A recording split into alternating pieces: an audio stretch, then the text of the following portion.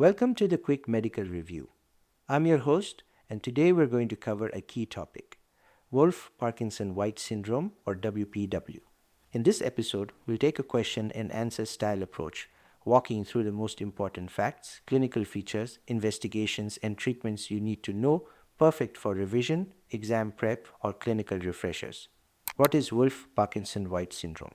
Wolff-Parkinson-White, or WPW, is a pre-excitation syndrome caused by the presence of one or more accessory pathways that conduct electrical impulses from the atria to the ventricles, bypassing the AV node. This results in early depolarization of the ventricular myocardium. How is WPW different from the WPW pattern? WPW syndrome refers to patients who are symptomatic and have the classic ECG features. The WPW pattern, in contrast, denotes asymptomatic individuals with characteristic ECG findings but no clinical symptoms. What are the hallmark ECG findings in WPW? The classic triad includes a short PR interval of less than 120 milliseconds, a delta wave representing the slurred upstroke of the QRS complex, and a widened QRS complex, typically greater than 110 milliseconds. What types of accessory pathways exist? There are two types. Manifest accessory pathways, which conduct impulses in the antegrade direction and are visible as delta waves on ECG, and concealed accessory pathways, which conduct only retrogradely and appear normal during sinus rhythm.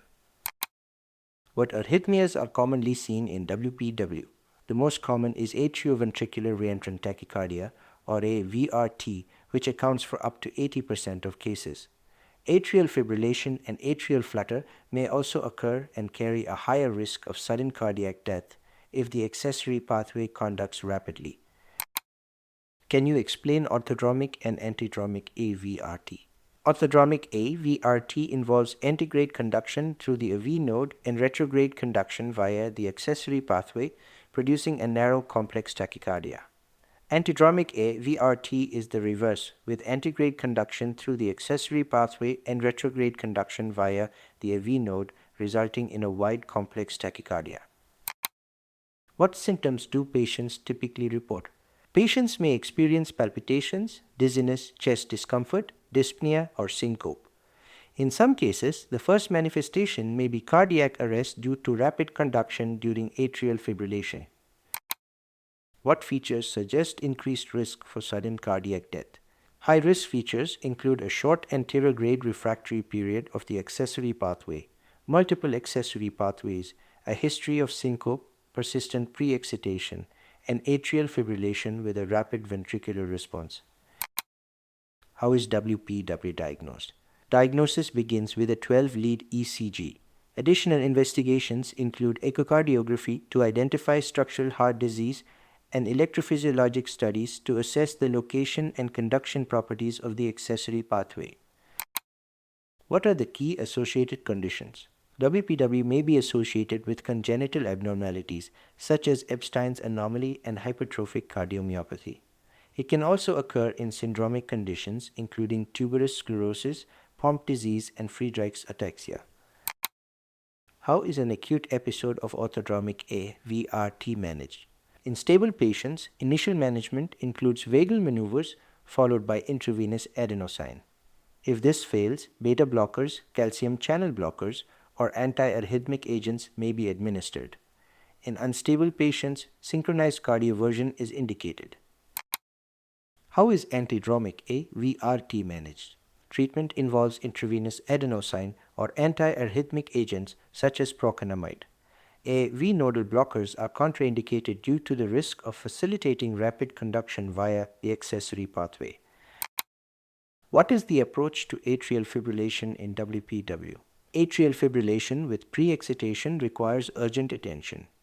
AV nodal blockers must be avoided. Preferred agents include intravenous procainamide or ibutylide.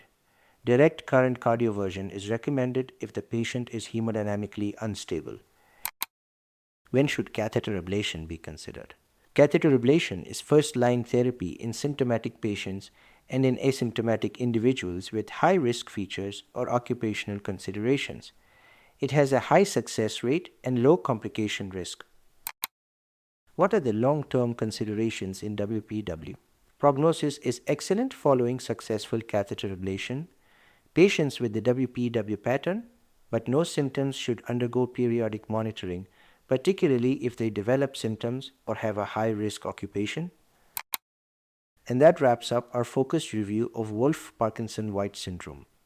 These rapid-fire questions are a great way to reinforce key concepts and prep for exams or clinical practice.